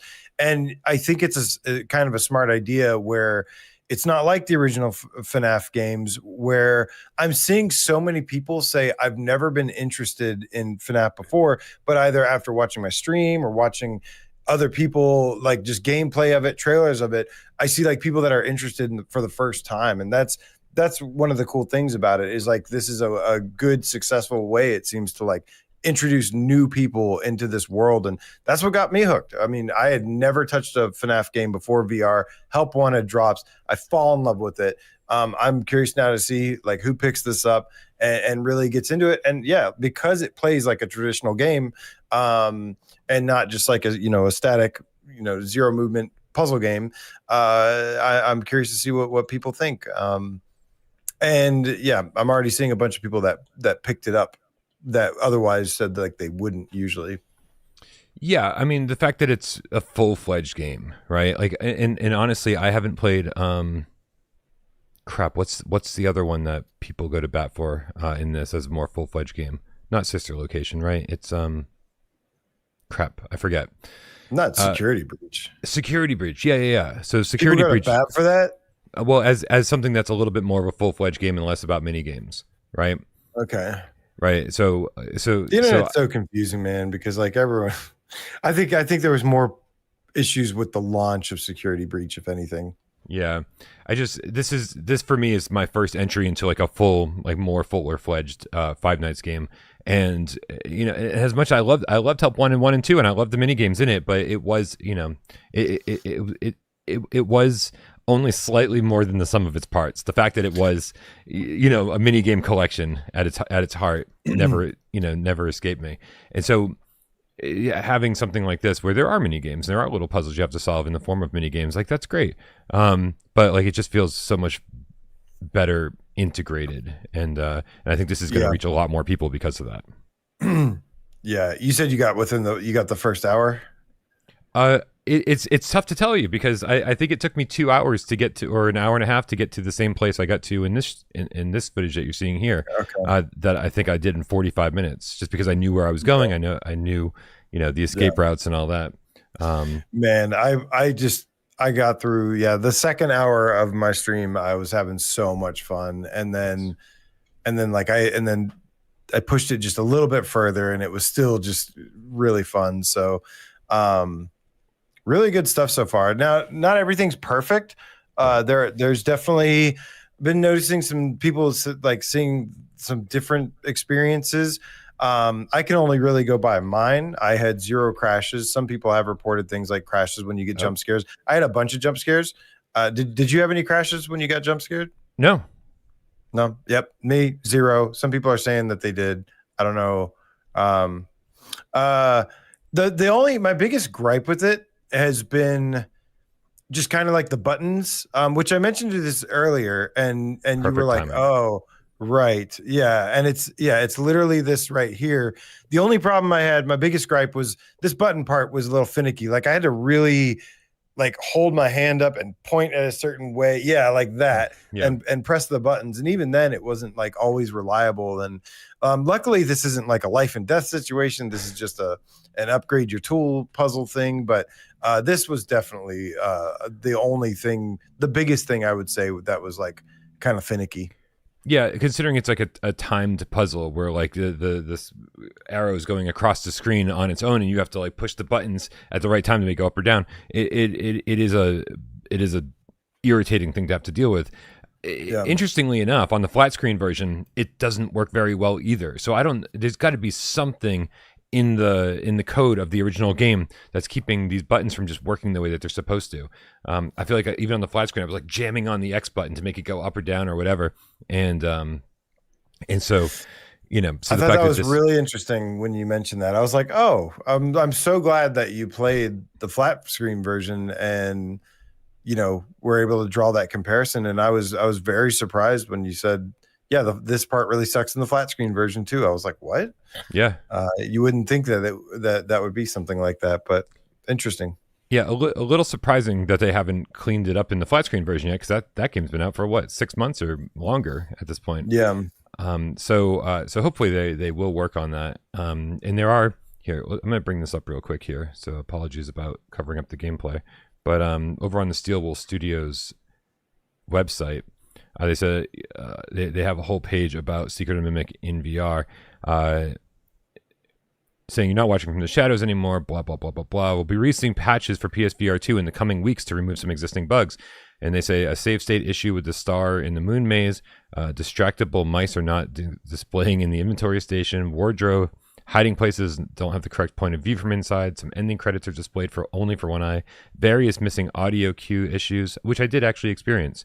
There was a point when I first got into the factory that I didn't hear the announcer over the intercom like I was supposed to. Miscellaneous quality of life bug fixes, adding teleport as a movement style. So they are aware of various issues and are working to get those fixed. It will be interesting to see what they if that list actually includes some of the stuff that we're talking about now. But it feels minor to me. It feels minor. Like this game came out way more polished than I expected it to, and there was one point that I went to the inventory thing to spawn or craft a crank, and I was carrying it around with me, doing other stuff with it, and then it just disappeared. And then it just disappeared, and I was able to find a crank somewhere else. Right, but the fact is like that thing didn't like respawn in the inventory queue or anything like that. So I'm like, I wonder if that's going to really fuck me over at some point, right? So, yeah, it seems that was definitely another thing that I saw, and then there was like at one point, like just some of the button, like it does seem like there's maybe like a bug or something that maybe wasn't supposed to happen a certain way. It's something did seem like off here and there, but not having played the original game, it's impossible for me to tell like what's supposed to happen. But I see a bunch of people that have been saying they just watched me breeze through a part, and when they played it, there was definitely shit that happened that wasn't such a breeze. So I was like, cool, yeah, like that's I don't know if that was a bug or if that's just randomized and supposed to happen or what, but I thought that was pretty interesting too. So anyway, not flawless, but I mean, just so much better than I expected it to be. So I'm personally very happy with it. I'm going to keep playing it. I'm very excited to keep playing it because now I'm at the point where I was when I stopped playing the flat screen version. I didn't want to keep playing because I didn't want to ruin the VR version for myself. And so now when I get back in there, everything is going to be new to me. So I'm super excited. The scene that I just showed here is like when you're getting attacked and chased. When I was playing on the flat screen, I was like, "This is going to look so amazing in VR. Like it's going to be so much more terrifying." And it is. It really is. It's like it's amazing how they were able to just do it so flawlessly. So I'm pretty thrilled. Absolutely. Should we? 2 thumbs up. Hell yeah. Really, really good. Paid full price for it. I regret nothing. I took a risk because I wasn't sure, how it was going to turn out. I went in completely blind. I actually went in with a little bit of hearing some of the negativity about all the problems and it looks bad. And I was like, oh great, here we go again. Let me. I hadn't even heard that. Thank goodness. Yeah, they're just they're just mad. I'm still getting stuff on my social media stuff where it's just like, it's bad port, blah blah blah. I'm like, whatever, dude. So I just looked up. Just a heads up. People were asking. We did pay full price. It's $40. Listen, it's not the longest game ever. HLTB is clocking it at around like 6 or 7 hours, which is fine for me. I think that's a decent length for that price. However, it did have a couple sales since launch. I'm on psprices.com right now, just so for anyone who wants to buy it and but wants to get a good deal, just so you know, it did go on sale once early on for $10 off, $30, and then much more recently, January 20th of this year went on sale for $20 for the flat screen version and $16 if you have PlayStation Plus. So I would fully expect this to go on sale within the next couple months for like $20 again. So if you don't pick it up now, you have got to pick it up by then. Yeah. Next time it goes on sale like that. The same people that are all over my social media, Bryan, are the same. You know what they said? They responded and they said, "Oh, they're like, why are we lying here? The developers said it's 72 frames per second, and they gave me like a LMAOO." I'm like, bro. Yeah. So 72 frames per second, which the PlayStation VR2 headset does not support. That is Quest information. That is that is the native frame rate of Quest. This is the kind of like ridiculous shit that I'm talking about that I have to deal with. Like, I'm just like, oh my god, dude. Like, I'm like, it's 60 reproject or 120 reprojected, or it's 90, and I'm getting people or 120 native, like all over my fucking stuff saying, "Oh, it's terrible. It's got 10,000 bugs. My game is crap. My PS5 is shutting down." Like, dude, clean your fucking dusty ass PS5, dude. Like, what are you doing here? My PS5 went. Telling me it's 72 frames per second. I'm just like, I can't with these people, man. It's whatever. My PS5 went through 2 renovations and I did not cover it. It is loaded with dust. And so sorry to hear that people are having problems with their PS5. You must put that thing through hell. I remember the physical version being announced, seeing people talk about it. JFOV had rendered GameCat in the chat. Says, tried to find the physical. Seems to be sold out everywhere. It was a limited edition thing from, I want to say is I Am 8-Bit, and I almost bought it. Because I was like, but I'm doing my absolute best not to buy any physical PS4 or PS5 games because I downsized my collection significantly. And I don't know. PS4 and PS5 physicals just don't appeal to me like they used to. They end up being pretty empty boxes for the most part. Yeah, they don't. But man, I would buy this probably if I could. I'm really kicking myself about not getting Metro when I had the chance. Oh yeah, from Limited Run, right? Yeah. But I did get stuff like VR Skater and nice. I got VR Skater and Hubris. I think. Nice. Yeah. Or it's West Day, so I got to say Hubris. How have I never noticed he says that? I don't know. I think I'm the only one that thinks that maybe. Stingray in the chat says digital is also easier for VR. That's something I found out fairly early on during PSVR 1. There is something different about like being like, oh, I also have to take off this headset and put down the controllers and go find the physical version and swap out discs and then put the headset back on and grab my controllers. Especially especially the moves, which we were never sure which one's left and which one's right. It was always wrong, always. 100% of the time. It 1000% just became easier to do digital media while in VR. You go from one game to another without even taking the headset off. So I'm with him on that big time. Yeah. AJ, we got a lot more tips to read. You ready? Let's do this. Let's go. Looper, the Underground Game Cat, with the level 3 membership says, "Will there be a Game Cat name change section tonight?" No, there will not. Oh, Looper, the Underground Game Cow. Yeah. Oh, nice. Moo. Shout out to Looper, the Underground Game Cow, for changing his name. Bing. Thank you so much. Still Elite Game Squad in the house. I'm just this. Yeah, it's fun. It's funny because there was a point today. I slept for like 15 hours last night, and when I woke up, I was just my whole body was like, "You're not fucking moving, are you?" And I was like, "I gotta move. Let's go. Let's go play some Five Nights at Freddy's." And then I just didn't even know if I was doing a games cast today. But as soon as AJ was like, "Yeah," I was like, "All right, cool, we're doing one." So no, I did not have that kind of stuff set up. Comic book guy, Game Cat, with the 2 quid says, "Maybe one day I might be at a meetup." Bryan, it's Moo. Moo. I like the low one, the Moo. Okay, well, I'm going to start doing the moo, but I'm going to do it up, and that's me tossing my cow poop at you. Oh, okay. I thought it was you like feeling some udders. I like that better. Like grabbing the udders. Drink. And making that cat's milk. Making that cat's milk. Drink from my faucet, AJ. Oh God! I'll throw a faucet at your head. This is why we don't get new subscribers. But yeah, comic book guy, Game Cat, moo, with the 2 quid says, "Maybe one day I'll be at a meetup. Maybe. I hope so. The fun thing is, Nick says, "God, I wish I could sleep for 15 hours." I wish I didn't, but my sleep is just so terrible. It is destroying me, my inability to sleep properly. So like my 15 hours was awful quality of sleep. So that means you're just getting way better sleep than I am, Nick. You don't need 15 hours.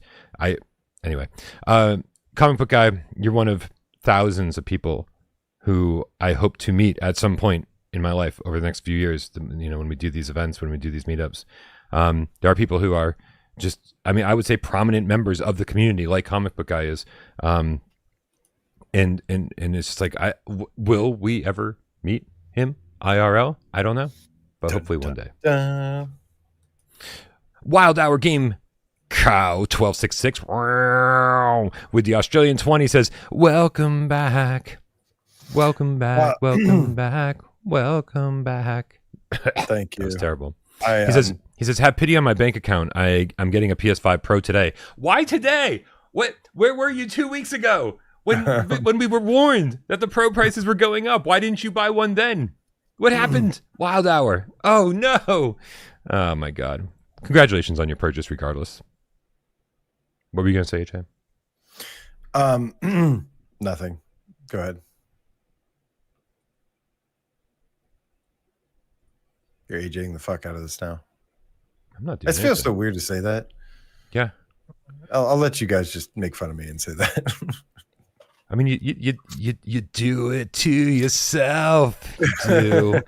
I'll tell you, I do, do man. it better than anyone else. Listen, I was like, oh, whose turn is it for 20 questions? And I was like, well, I'll just go back to the last time AJ and I did a show together, and I'll see who was the host of it. And you were answering. Yeah, you were hosting 20 questions, and holy crap, holy crap, was it painful to watch? Wow. Yeah. Like, I mean, it was. Thank God it was funny. Thank God it was funny, because otherwise it would have just been really irritating. We got Miles with the level 2 membership. What's up, Miles? Says, thank you, Game Cats, for the amazing meetup. Whether you attended or not, this only happened because of all of you. And he's absolutely right. We absolutely could not have done this. None of us have the means to just, spend, tons of money on a flight or tons of money on a hotel room, or just live in Vegas for 5 days, all the food and everything that's required of that. We 1000% could not have done this without you guys. So awesome meeting everybody. But if you weren't there and you helped us out, and honestly, like, even if you didn't contribute to the GoFundMe, if you were just, if you tipped during the show or part of the Patreon or anything like that, you're the reason that this channel is able to continue. You're the reason that we're able to do these meetups. You're the reason I'm doing, my life is the way that it is right now. So you guys all have a massive impact on my life every single day, whether you know it or not. Yeah. Best community ever, man. Best community ever. Now let's ride the game Feline with the $5. Says, wish I could have joined y'all in Vegas, but college got in the way. Here's a small consolation prize with hope that I can make it next time. Good for you, Niles. Ryan, my metal feline friend. What are you studying? The metal arts. Be a blacksmith. Voodoo. They teach that in college. No comment. Wizardry. Are you going to the school of Harry Potter? Comic Book Guy Game Cow with the $5 says, what do you think about the recent news about PlayStation? And can I randomly say I love the chaotic endings to Monday's shows? I'm glad you enjoy that. I was wondering if somebody was going to bring this up. What? Please explain. I feel like I've been out of the looper for like 5 days.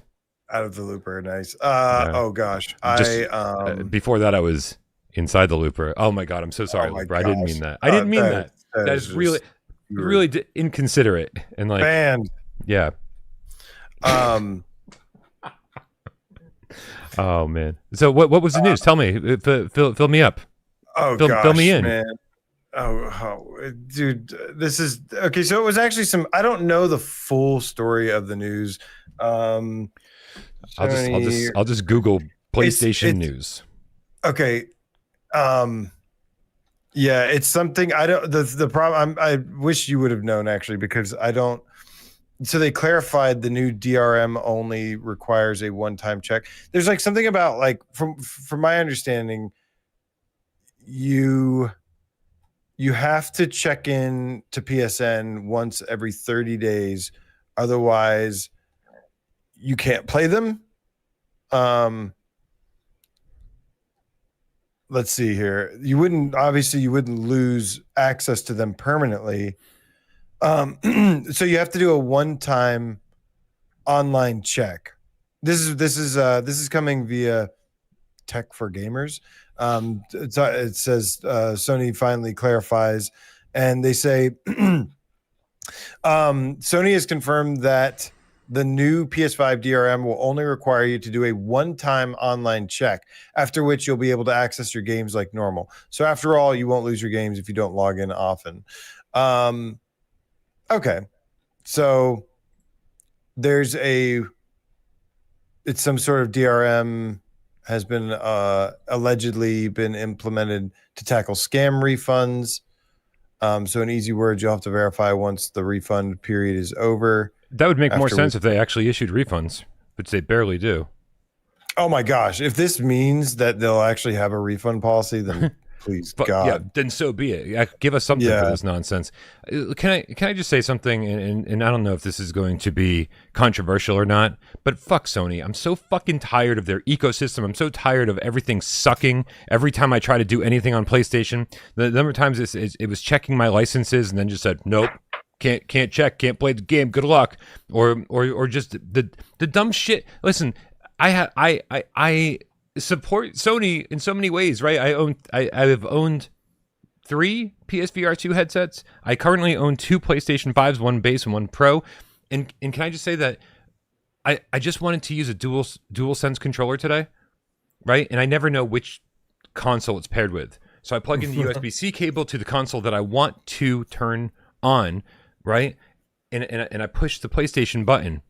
Right, it is already glowing orange, like it's charging from my base PS5. And I push the PlayStation button, it turns on the fucking Pro. Come on, like this is easy shit, Sony. Get your shit together. If it wasn't for PSVR 2, I would be so fucking out of the PlayStation ecosystem so fast. Everything about them pisses me off these days. I'm also easily pissed off these days because I don't sleep well. But still, I play my Switch too, and I'm like, everything's fucking coming up Millhouse over here, right? Sony can suck it. They're terrible at this. Well, it is a different era of Sony that I'm definitely not as big of a fan. You know, it's not the same one that I grew up knowing and loving, and that does make it kind of difficult sometimes, or make me question things a lot more these days than I used to.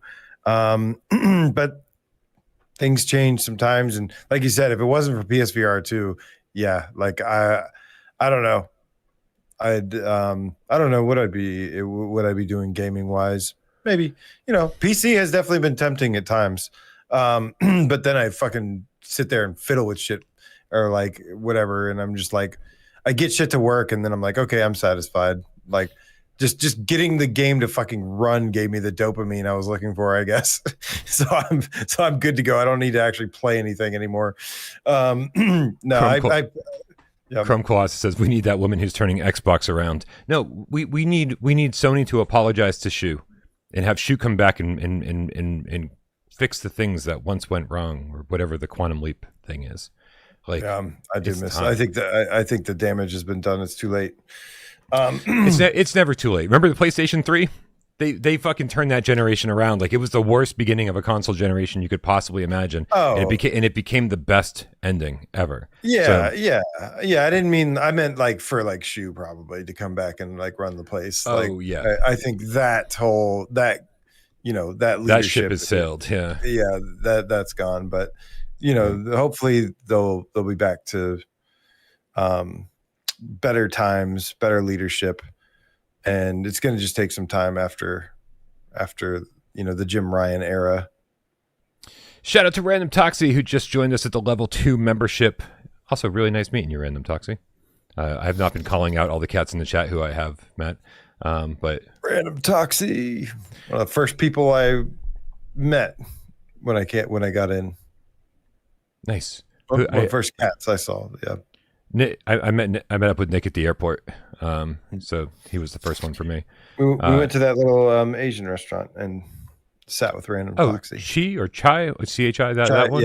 Yeah. I tried to go to that place twice, and it was closed both times because I was trying to eat at 3:00 in the morning. That sucks because that food was really good. Yeah. So dumb story. The last night I was there, me and Latin the Game Hound. Woof, woof. we're going with that, I guess. Um, Yep. We were trying to find food, right? Everyone else was going to bed, everyone else was whatever, and I needed to go to bed too. I was like, I need to wake up early to get my flight. But we were just looking for anything. Like I was like, you know what? I had a great sandwich from Starbucks, so I'll fucking do that. We went to Starbucks. Starbucks was closed. I was like, what is happening? Isn't Vegas a city that never? No, that's New York. But still, like I was surprised. You get this built-in population of people who will shop at your stores and buy your shit, and it's like these places just close so early. The whole lobby is filled with casino stuff, like places to spend money, and so you just figured they would want to. Anyway, I ended up going to the convenience store and buying this T-shirt.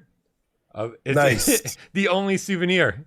The only souvenir was just going to the convenience store that was at the bottom of my elevator. Bought this T-shirt and about $40 of convenience store food for dinner.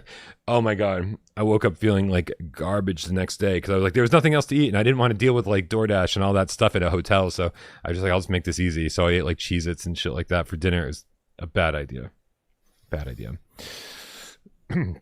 Sorry, I don't know why I told that story. Thank you, Looper, for the €2 for the retracted tip. I have a feeling you clarified that somewhere. Nicholas with the $10 tip says, I'm excited for both VR Flatout titles and intend to purchase both. However, should we be worried that releasing 2 titles from the same franchise in VR like this will result in cannibalizing sales? I don't think we have anything to worry about. Because I'd imagine they'd be way far apart if if everything goes right with Flatout. That game is finished, and I think right. I think it would, and there would need additional time. And again, that's if we get there. Yeah, well, Flatout VR, I feel like is very, very dependent on the success of Flatout 4 VR. Right? It's like this is a great way for them to gauge interest, because clearly there's so much more time, money, and effort that will be required for Flatout VR than this. So my bet is that Flatout probably just get announced way too early. My bet is that we will not see the fruit of that labor for a couple years. That's my guess. I don't know. I don't have any inside information, but it feels like Flatout 4 was the reason they're porting it is because they just knew how long the other project was going to take. So, yep, I wouldn't be concerned. We got Pietrek F with the 10 plantains says, pro tip, arcade racing games are better on pad, meaning like the Sense controller. Gamepad. Right, rather than the, well, I could see that. Well, it does kind of have the way that Flatout works with the VR controllers is more of a gamepad style, like a joystick style. It's more that than it is like a virtual steering wheel, which would just be probably a nightmare to control and handle. But Galaxy Kart does it pretty well. Galaxy Kart does it well, but a lot of games, it's like no matter how well they do it, it's just not better than either a gamepad or a wheel, especially the wheel, of course. It just never is as precise and easy. Yeah, well, absolutely. And, I mean, for me, I'm going to be looking for immersion. I'm going to be looking to use my racing rig in this game. But I understand what Pietrek is saying, because when I used to play Ridge Racer on PlayStation 1, Ridge Racer Evolution, Ridge Racer R4, I would use a D-pad, right? Not even the analog stick. I would use D-pad. It was a lot of tapping, tap, tap, tap, tap, tap, tap, tap, tap, tap. So maybe more precise, but is it more immersive? I'm gonna say probably not. Also, we may have some information coming up about the way that this game is controlled at some point, but let's not go any further into that. Atomic Teapot. With the Australian $5. Nice meeting you. Teapot. Nice meeting you, Atomic Teapot. He says, at the airport, about to fly home from Vegas. Was great seeing you guys. It was great seeing you too, man. Absolutely. Always fun putting a face to the name. Such a great. It was weekend. amazing meeting you and your SO, and dude, yeah, amazing. Such a nice gentleman, and And yeah, he was so cool. And I bought him a beer, and I bought him a hot dog, and hot dog player one. Yeah. Nice. That I seems saw like him, I was like, yeah. Anytime I heard someone talking about hot dogs was at player one. So apparently they had decent hot dogs. There was a dude cooking hot dogs like out front of player one, and they were so freaking good. They were really good. And I bought a lot of people beers and a lot of people hot dogs. That's amazing because that dude who was cooking out in front, just everything he was making smelled so good. Good. It tasted as good as it smelled. Awesome meeting you, Atomic Teapot. Hopefully we get to do this again. It's safe travels back, dude. I also brought some Tim Tams and let him have some. That's actually when Wild Hour, because Wild Hour is also in Australia, and I was like, awesome to see like our Aussie cats out there representing. And I brought some Tim Tams with me, and I was like, don't worry, Atomic Teapot. I was like, I got you. You'll feel right at home. Here's a Tim Tam. It's like a chocolate cookie that's really good. Emmanuel Bose with the level 3 membership in reference to the PlayStation DRM thing we were just talking about. He said there was a bug where you could refund the game and keep playing it offline. This is the fix. Good to know. Hopefully it just won't really affect what's going on. Hopefully it won't be a big pain in the ass in order for PlayStation to save a few bucks. Hopefully it'll be not a big deal. Future Bassmaster with the $20 tip. Thank you so much for your generosity. He says, thank you for the amazing meetup. Yeah, man. Thanks for being there. He won one of the Titan Isles vinyls. Nice. Is that right? Yeah, those were, yeah. Remembering correctly? Oh, yeah. He did. And he had the dopest shirts, and he told me where to get them, and I was like, hell yeah. Awesome. And then Emmanuel Bo sent one without parole gift membership. Thank you so much for your generosity. This community always gifting each other memberships. It's so nice to see. Very selfless of all of you. Dan in the chat says, I didn't get one of the arcade bar hot dogs. I didn't either.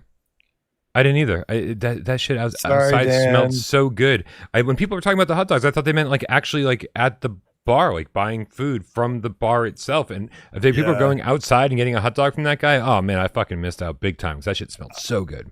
Yeah, I got 12 to Tom, an LA style, which was, and then, shit, what was it? There was an LA style, there was a Vegas style, and there was one other one. And I can't remember what the other one. I had the Vegas style. Never mind. I had the Vegas style, which had like flaming hot Cheetos on it. Surprisingly, really good. It's like something I'd never eat usually, but I was like, oh, that was like the best hot dog ever. That's awesome. AJ. BJ had one too. Mm-hmm. Anyways, go ahead. Let's do this.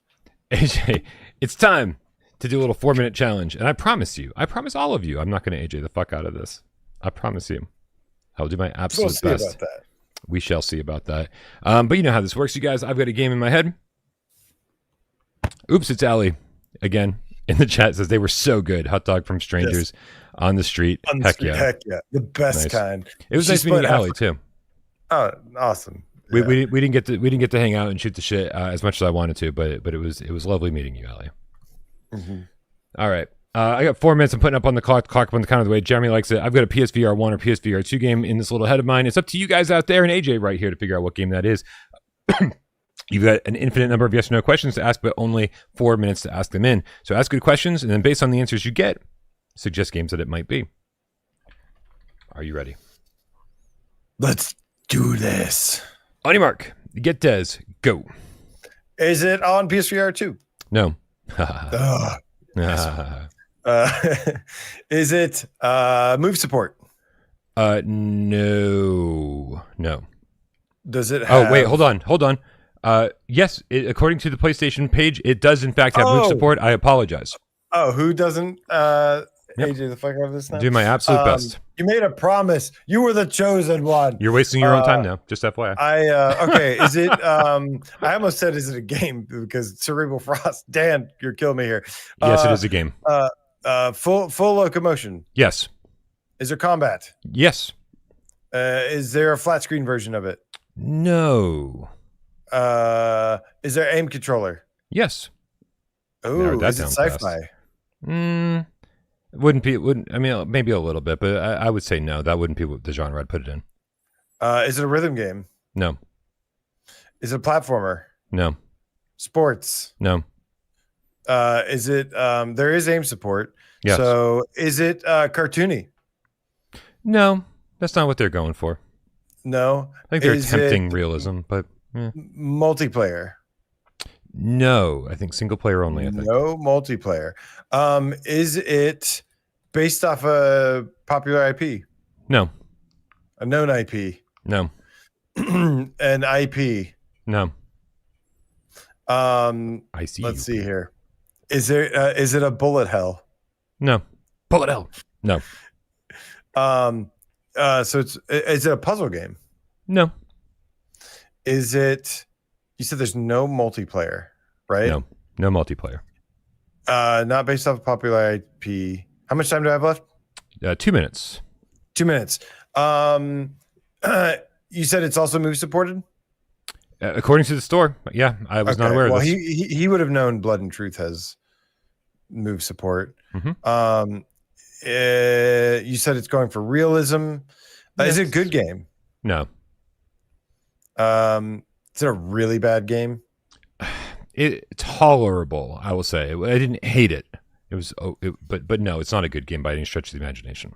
Have they made more than one PSVR game? I think this is the only one I'm aware of, AJ. Okay. And I'm not even familiar with the studio. It's not. I had to look up the name. Is it within the first year of PSVR 2 or PSVR? I mean, no.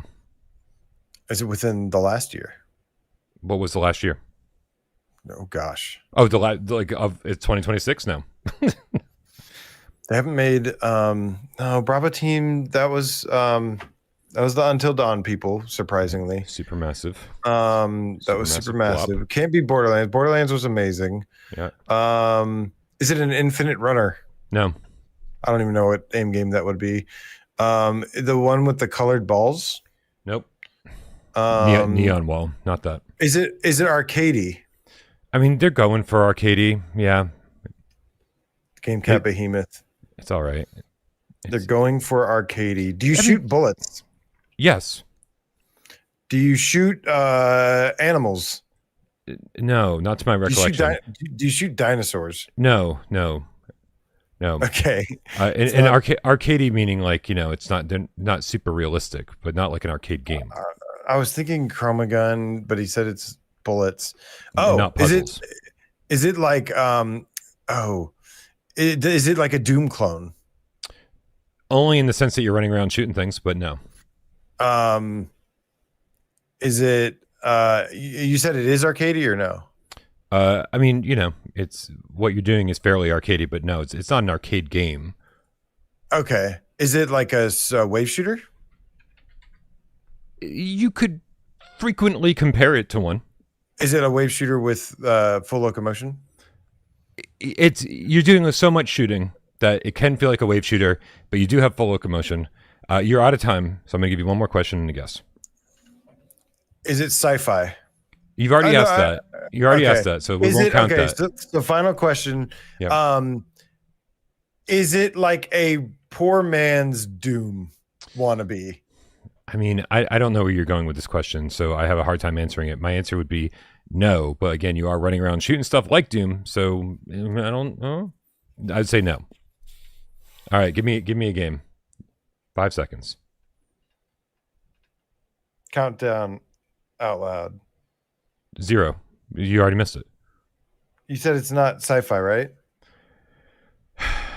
I'm sure you could bend over backwards and call what this genre really is a version of sci-fi. A-Tech Cybernetic would absolutely be sci-fi. Is it DWVR? AJ, if it is delicious, you will die. This game from 2020 is Pancake House, the zombie shooter. What the fuck? Oh my god! If it is delicious, you will die. That was the tagline. I didn't. That's so dumb. People kept asking about zombies the whole time, and I was like, "How is he not asking about zombies?" I don't think that would have helped. I don't remember. Probably not. The only thing I remember about this game, I didn't even play it. I just remember that you streamed it. I think streamed it, reviewed it. I fucking went to town on this thing. Yeah, you're weird. I am. I know, right? Right. You're like the only person that played it. It's also my most viewed review of all time. You know, it's not. It's not, but I just felt like saying that to you to prove to you that it's worth doing this sometimes. Yeah. No, that's a good one. That's a. Yeah, I know. It's a something. It's a something, all right. Yep. Yeah. I mean, hey, fair game. There Absolutely. There was potential in this game. I will say that, because there was like a crafting system where you could like actually craft like tower defense elements and help, you know, set up to. Don't tell me about this game, Bryan. It's bad. It's bad. I'll go watch a review. Okay. No, I won't. No, you won't. That was a great pick. Well done. I hope I didn't just break a streak. Yeah, what are you gonna do? I love going on Mondays. I feel like we're on a mission to out deep cut each other, and so let that tradition continue, even though it's fucking Wednesday. Old Dar says, Bryan, you made that game up. Yeah, I clearly made up a game and created the entire trailer, like just for this. I didn't. Yeah, he spent a week in dreams just to get me. Spending a week in dreams sounds excellent. Yeah. Okay. Looper said we didn't break a streak because we are actually on a streak of losing. This is now makes a losing streak of 3. Yes. Now we got to keep the streak alive. Let's go. Keep the streak alive. Keep the streak alive. All right, you guys. Again, just back from Vegas last night, like literally not even 24 hours ago, and we're already back to work. I'm gonna do my best to keep playing Secret of the Mimic and review that. Get back to work on PSVR this week, and all the other stuff that I want to do for you guys. And my thank you to you guys who support this channel the way that you do. My thank you to all the people who supported us with the GoFundMe, helping everybody get to Vegas, so we didn't have to go broke doing the GameCat meetup. Is I'm going to continue doing the Let's Plays, because you guys are enjoying them. I'm enjoying them. I'm trying to get used to doing them again, and I'm having fun. We really have to thank the GoFundMe for convincing me to start doing them again and jump through the hoops it requires for me to do them. But now that I'm kind of like jumped through that hoop so many times over the last few weeks, in the last couple months, to be honest, it's something that I'm kind of falling back in love with, and it's a fun way to interact with you guys in a whole new way. So yeah, I'm definitely fired up again. Like I said, it was just a reminder that like you guys are my best friends. Each and every one of you, Wes, Miles, all the cats, like you guys are straight up my best friends ever, and super cool stuff, man. And thank you, Game Cato, for the 10 without parole memberships gifts. Congratulations. Oops, it's Ali again, and Rye Pop and Haku Blend. That sounds like delicious coffee. Haku Blend from Hawaii. I want to try that. Lothmore J, you to us for 9402. Juicy Salmon in 884. Make us whole. Sounds like an insult. Steven YTS, Ryan 379, and Wolf Angel 911. Congratulations. Thank you, Game Cata. Make sure you lick the Make Us Whole. Now you can leave a comment randomly. You can use special emojis. One of me drinking coffee. If every time for every emoji you use of me drinking coffee, I will drink out of this cup. Do it. Sorry, I wasn't paying attention. What are we doing? Nothing. I'm just AJing the fuck out of it. Cool. I need to go figure out how to make it short. So you guys, I'll have a great night. Thank you so much for welcoming us back so warmly. Hopefully you all had a great time. We definitely did. Thank you again for all your support, whether it be on the GoFundMe or by supporting us over here on the channel, being a member, tipping during the show, or being on patreon.com/withoutparole games. We thank you all very, very much. You're keeping the channel alive. You're keeping us, allowing us to do this for you. We love you so much for it. But even if you don't support us financially, we're just thrilled that you're here. We're happy that you're part of the community. Come join us over on Discord. Just come hang out. We have these conversations 24/7. We want you to be part of them. And maybe you're not a talker. Maybe you sit back and watch the show and don't say a goddamn word. But we know you're out there. We do. We are aware. I used to be just like you. Some of you. We did. Definitely met some of you. Shout out. Shout out Chris and Atomic Teapot and so many others that were there. And we love you just as much.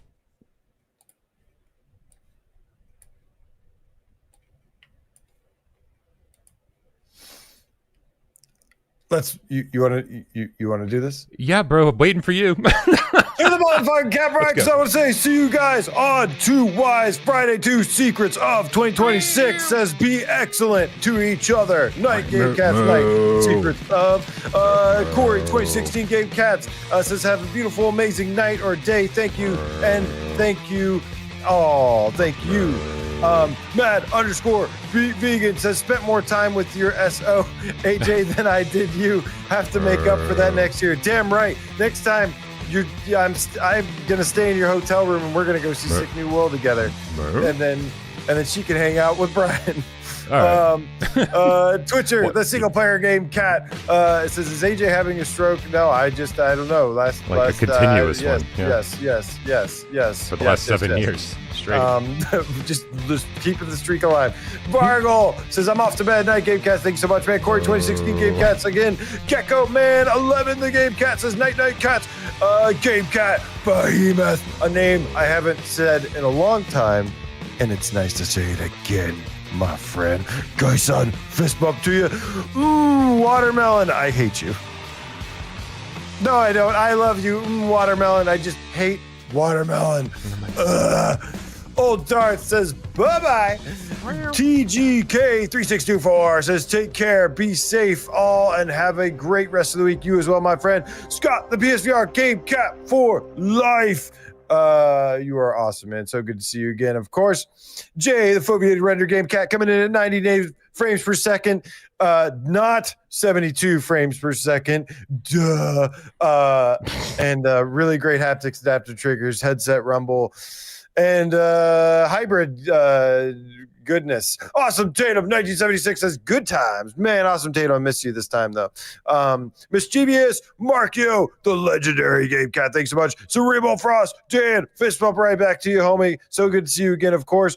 Magic the Game Cat. Woohoo! Woohoo!